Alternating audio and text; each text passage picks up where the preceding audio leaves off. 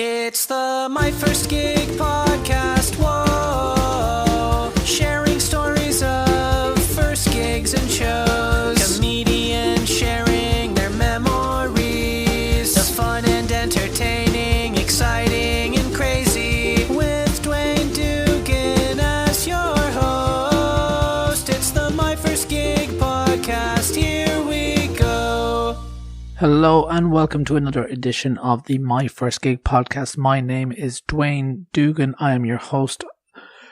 Yes, that Dwayne Dugan, the world famous podcaster, the very funny boy, back again with season 2, episode 7. And my guest today is the fantastic Carmen Lynch, based out of New York City, wonderful comedian. I became aware of Carmen a couple of years ago. I just kept seeing the same profile picture pop up and over again on Twitter, getting the retweets, getting a like. I'm going to give this a follow, and really enjoyed everything that I've seen since. Appearances on Letterman, on Conan, on Fallon, on, I don't know all the late show host, but she's probably been on their show performing stand-up comedy, and you should go check it out now. So when I was doing these new episodes, I was delighted when Carmen said that she would be on.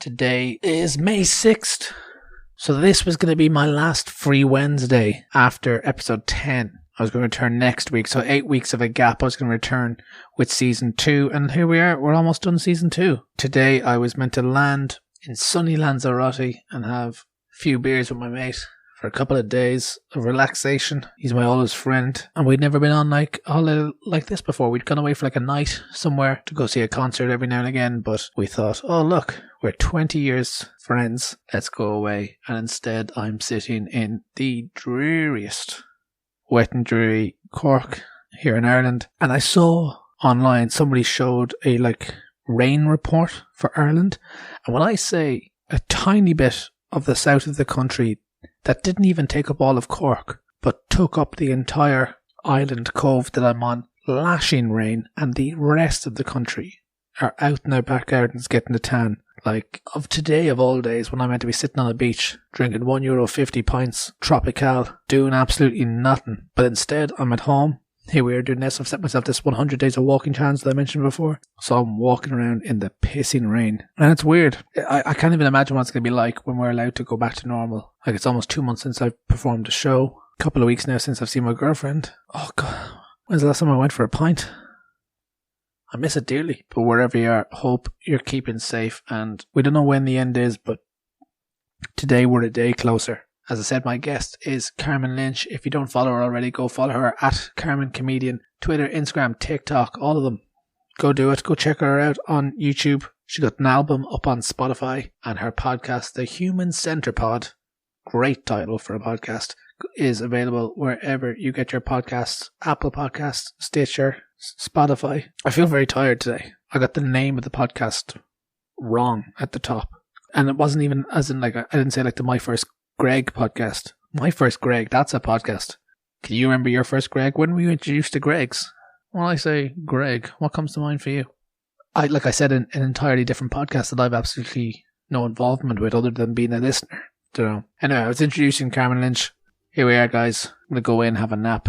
You sit here, chill out, put your feet up, and enjoy My First Gig with Carmen Lynch. It's weird to be, not moving around because, as a comic, we do the road so much. So it's quite an adjustment to see my boyfriend every day. It's a real test of a relationship now, isn't it? It is. You have to I'm sure it's the same for him. We're just with each other all the time.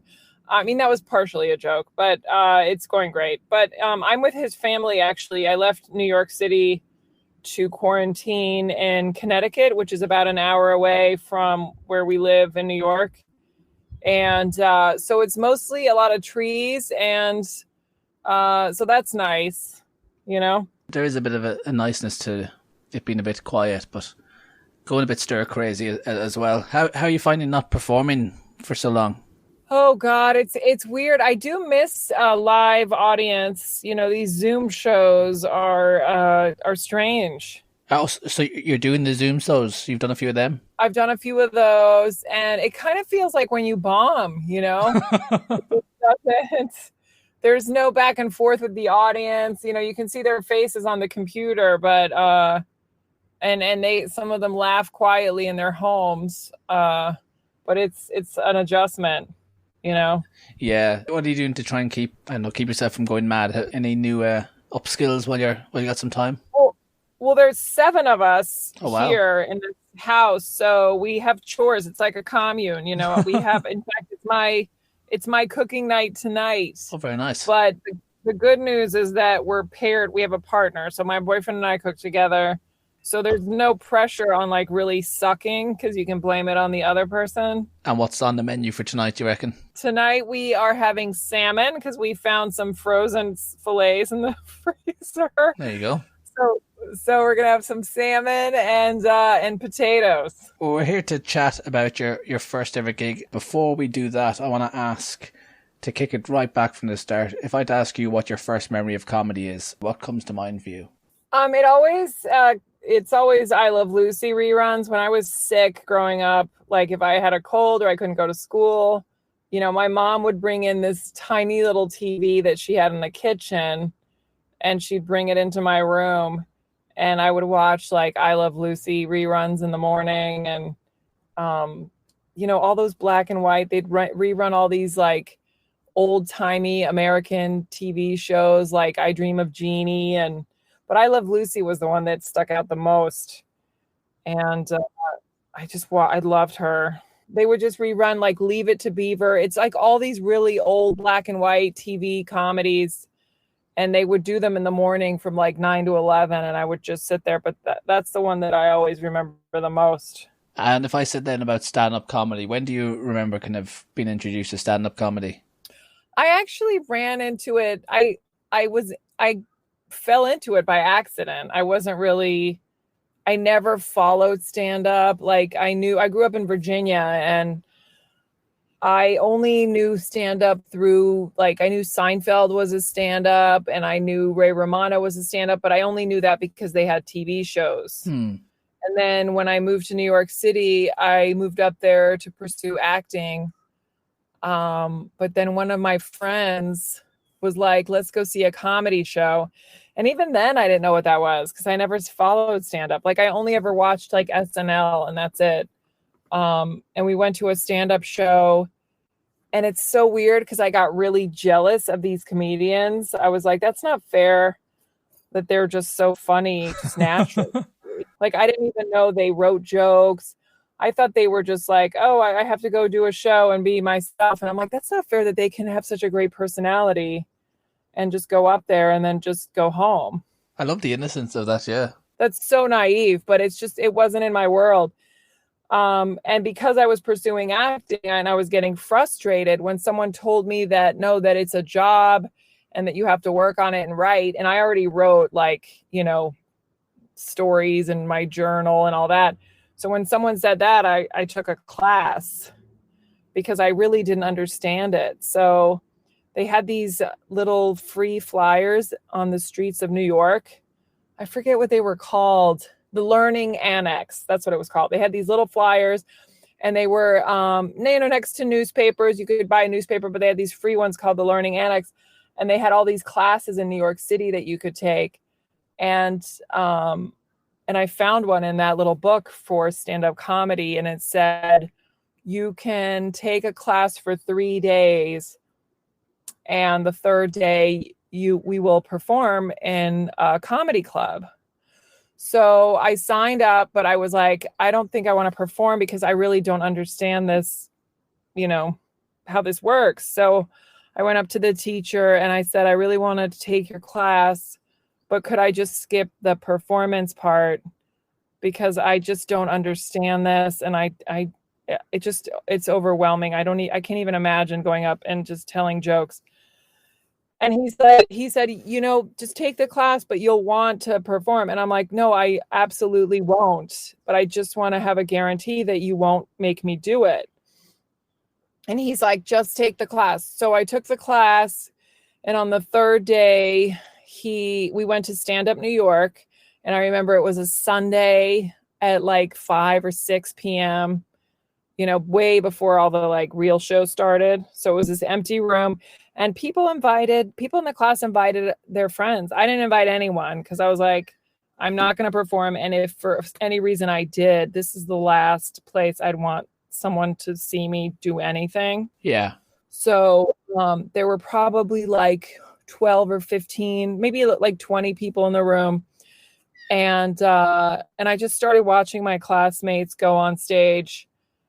And then there was this like desire to try it because I felt like I was in a safe space. But at the same time, I was like, no, I should just probably not do it.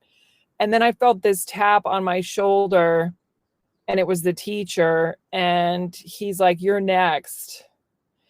And I'd written down like 2 little ideas on this tiny piece of paper, and he gave us each 5 minutes. Yeah. I only wrote down these 2 little ideas. And when he said, you're next, I didn't stop him. I didn't say no. I just went with it.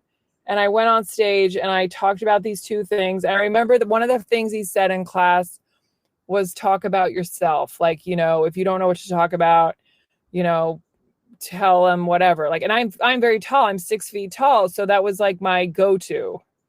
So I did this joke about being tall. And I remember the first joke I ever did, which was that show got a big laugh. And then as soon as I felt that, I was like, oh my God, I think this might be what I want to do. It was so weird because I'd never had any kind of clicking with like, oh, this is what I want to do. You know, I wanted to be a doctor for a while, but even that, it felt kind of a pressure job. Like, oh, this will make my parents happy, or, you know, this is what I'm supposed to do. But that moment when I stood up there, it's I don't know if anyone would understand except for artists or whatever. Maybe anyone feels this way, but it was almost like I like met the love of my life. It sounds so cheesy. But I was like, oh my God, this is what I meant to do. And I'd had so many interviews and like marketing and advertising and all these different jobs, you know, and thank God I didn't get any of them, you know, or I would have been in a different career. And I had day jobs, but they all sucked, you know? So this was like this moment where I was like, oh, this is why nothing worked, is because I was supposed to do this. So I did that joke. It got a big laugh. And then I did my second joke and I got a laugh. And then I honestly had nothing else to say. So the 5 minutes that the teacher gave me, I must have been up there for about 2 or a little over 2 minutes. And then I was like, that's it for me. But that's all that I needed, I think. I didn't even want to try anything else. It was just, I was still so scared. And I was scared for years. Like I would have panic attacks. I'd be nervous. But there was something in me that was like, nope, this is the right thing. I just need to get through this fear. And then eventually, you know, as you know, you just get more comfortable on stage. Well, let's go back a bit there. So you said you went up to New York to study acting, or Yeah. to pursue acting. Were you going to like college or anything, or was it just to try? No, this was after college. I went to I took a bunch of classes. Like there was a school on Bank Street, and it was Uta Hagen's school. So I would just work during the day. I temped a lot, so I would just temp and then go to classes. And I love acting, and I still do. But, you know, acting is a very kind of teamwork kind of thing. You have to you have to audition, you have to send your resume. You have to, first of all, we had these newspapers called like, what was it called? Backstage. And you would, you know, get these newspapers. It sounds like it's such you know, it's just so long ago, but it was, you had these newspapers called Backstage, and every Thursday they would come out, and you had to read through what they were looking for and then get your headshot and your resume and staple your headshot to your resume. And then you had to mail that to that person. And it just took so long. And, you know, I would get responses, but they were either shitty jobs or I would get an audition and then not get the part. So it was just, you know, as everything, it's very time consuming. And then suddenly I'm, you know, pulled into this stand-up world, and I'm watching these comedians on stage, and I'm going, they don't have to do any of that. They just have to get to the room, you know, and do whatever the hell they want and leave. And that was so appealing to me. So where did acting come from? Had you done it growing up? The want to perform, was that something that you were looking after for a while? I loved performing, but I was very shy, so I just performed like in my house, in my living room when I was a kid. I would try to put these shows on for my family, but nothing. In high school, I auditioned for plays and I got some parts, but nothing huge. But I loved the idea of like acting. Yeah. And and then I didn't do it in college. I just, kind of forgot about it. And then after college, I started taking acting classes in Virginia before I moved to New York. And I was like, oh my God, I love this. And then I got so sick of living, in the suburbs and at home that I said, I'm just going to go for it. I'm just going to go to New York City and pursue acting. And I had friends up there. So I'm like, this is perfect. I'll stay with my friends. I'll get a day job and I'll take acting classes. But I never thought, I thought it was just the next step. I didn't know it was going to lead me. Like if you told me that like 20 years later, I'd still be in New York, that's crazy. Because all of my friends who I knew in New York, they're all gone, Like I thought it was just kind of a fun next step, but they're all gone. They're all like married with kids and stuff. And then, maybe about a year or so after doing acting, I discovered stand-up. Yeah, so when you went to that show, your friend decided, why don't we check out a comedy show? And you say that you're looking in these papers, finding classes. So obviously something piqued your interest that night. Like, was it a case of you saw the show that night and then wanted to know more? Or did you start going to more shows? Like, what was the next step after seeing that first show? I think it took me about a year or more to actually take that class. Okay. But I just, because I always wrote, like growing up, I had diaries, I had journals, and I was so frustrated with acting because I remember there had been several times where I would just audition for something. And because I'm so tall, I could tell that was an issue because the guys that I was auditioning with were short. And I'm like, they're never going to cast, unless it's like a comedy about a woman being tall, it's not going to happen, So there were a lot of things like that. So I was writing a lot of just silly sketches and for my own creativity, just writing stuff in my notebook. And then when I discovered stand-up, I was like, oh my God, this is where I could talk about this stuff and, put this somewhere. So yeah, I'm guessing if you're writing sketches, it's comedy based, I'm sure. Yeah, like these frustrations that I have with, being tall or whatever's happening to me in New York, this is the perfect place. And, with acting, there's pressure. You have to look perfect and wear makeup and whatever. And then I see these people on stage and I'm like, they're practically wearing sweatpants and, it doesn't matter. And that was so liberating. That just seemed so cool to me. Yeah, so I'd say about maybe like a year and a half later. Is that a year and a half that you find out about the course or the classes or you? Yeah, after seeing that stand-up show, I'd say it took me about a year and a half later to take that learning annex class. Okay, so then you find this out, you go down, you say you don't want to perform. Can you do the class but not the performance? What was it, 3 days? Like 3 days in a row? Like what are we talking, like full-on days? I think it was once a week. No, I think it was once a week, and we would just get up in front of the class. During the class, we would get up in front of the class and tell jokes. So that felt safe because, there were probably 8 of us or something. But the thought of going on stage and bombing in front of strangers and accepting that, and that was scarier to me. So it took me a while to get used to that. Can't really teach much in 3 days, because the class was probably like 2 hours each class. And when I actually started doing open mics, which was later, because even after that class, I was scared. So I took another class, but to me, that first class almost felt like an intro class. Yeah. And the next class I took, I mainly took because I'm like, there's no way I'm going to an open mic by myself. This is horrific and scary. So if I take a real class, I'll meet people and we can go together. So that was my goal, to like make friends in the class. So I took a real class through a comedy club, and it was through Caroline's Comedy Club. It was 8 weeks. It was 3 hours every class. I think there were probably like 15 people in the class. So there it was more of like an intensive class. And I remember when I first started going to open mics, you know, a lot of the comics I met were like, classes are bullshit. You know, they don't teach you anything. But I don't think they're supposed to really teach you. I think it's just kind of a security blanket that some people need. And I needed that to start. So, you know, I made friends with a lot. And there's one guy in there that I'm still friends with, you know. And sometimes you need other people to do stuff that feels very scary.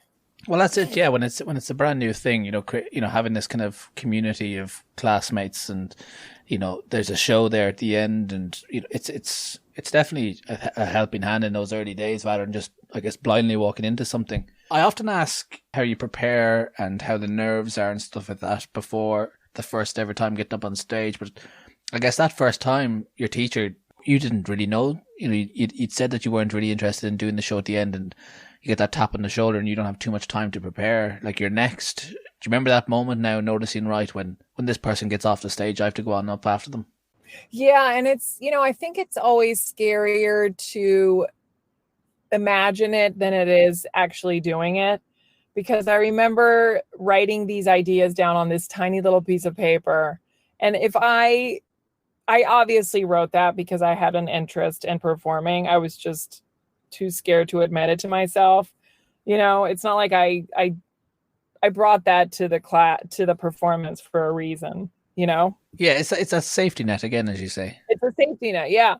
And the other thing that I really liked about stand-up is that I loved acting so much. And when I discovered that Jerry Seinfeld and Ray Romano and Roseanne Barr, who all had TV shows and were stand-up comedians, I thought, oh, maybe I could just try stand-up, and that will eventually lead me to getting a sitcom. Like, it was, you know, when you don't know anything, you just imagine it's not that it's so easy, but in a way it is kind of like, oh, this is how you do it. You just have to do stand-up first, and then people will consider you for a TV show, you know? So, and obviously it doesn't work that way, or we would all have TV shows. But it was attractive to me that they were stand-ups who eventually got a TV show. So I was like, all right, well, I have the acting part. I know what I'm doing. I'm taking classes. Now I just need to learn how to do stand-up so someone can discover me. The only difference is that I didn't know I was going to love stand-up that much. Because once I started, I was like, not like fuck acting, but kind of. I was like, screw that. There's too much work in that. I'm just going to write in every cafe I can find and just do this myself, you know? As you said earlier, like, there's a lot of work and time and effort that goes into, whether it's, you know, stapling your headshots, sending them out, going for auditions, doing this and this and this and this, and even at the end of it, you might not get the chance to perform at the end of it. Exactly. Whereas here, right now, here's your stage, go up there, go do it. You mentioned your first joke about being tall. Do you remember what that first joke was? Yeah, actually, it was the joke that I did on my first late night TV show. So I did Letterman. When was that? In like 2012. And my opening joke is, I don't think I'm going to live a long life because I've never seen any really tall old ladies. And that's the joke that was one of, like, my first real joke. And that made it all the way to TV. That's fantastic. I used to go up for a really long time when I first started and just go, so I'm tall. And that would get a laugh a lot just because it's not even a joke. It's just, I'm just stating something ridiculous that kind of has no point. Yeah. And that, it took me a long time to stop saying that, to like try something new. But my first real joke, I think, was the one I just said. Yeah. And so you do those, you said you probably, 2.5 minutes or so out of that 5, you do the jokes that you've written down. I'm guessing they go well. Yeah, but the other ones were horrible. Like, I never did them again. Like, they got laughs, I think, probably for the wrong reasons.